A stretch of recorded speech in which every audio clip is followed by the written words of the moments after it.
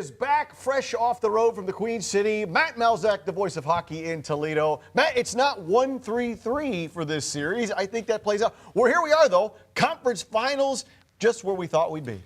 Exactly as we planned it out, okay? Yeah. Get through Cincinnati, and we'll be in the conference finals, third time in the last 5 years, second in 3 years under Dan Watson.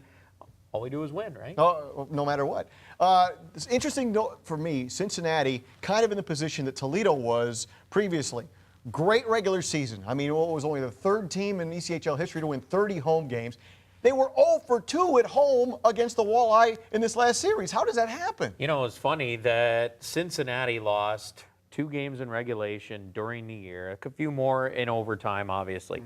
Toledo went down there, won once in regulation, once in overtime in Cincinnati during the regular season, and then they went a perfect 2-0 during the postseason. 4 times to win in that building during the course of the year. Very impressive. I mean, and obviously you have to have hats off to Pat Nagel. He was the difference in both of those wins, really.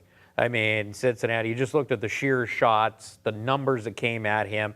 He was dynamite at all series long, but especially in those games in Cincinnati. We saw the schedule, and one of the big, topics on that schedule is it's not a Friday-Saturday game. It's a Friday Mother's Day game. I know some soccer moms. I know some hockey moms, too, that are okay with it. But it's an interesting schedule, to say the least, I would imagine. Yeah, and again, we talked about this in the last round with Cincinnati. We just didn't have that issue against Fort Wayne. But the further along you go into playoffs, the harder and harder it is to get building availability. It just is.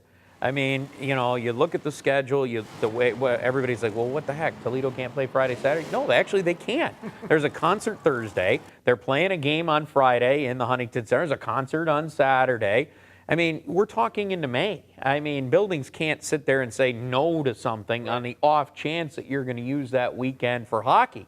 I mean, if you have a bad season, the ice is already long gone. Yeah.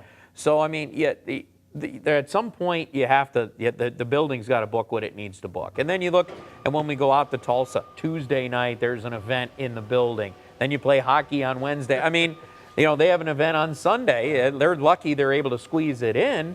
And then obviously we're coming back for Game 6, and then have to go back there if necessary for Game 7. So.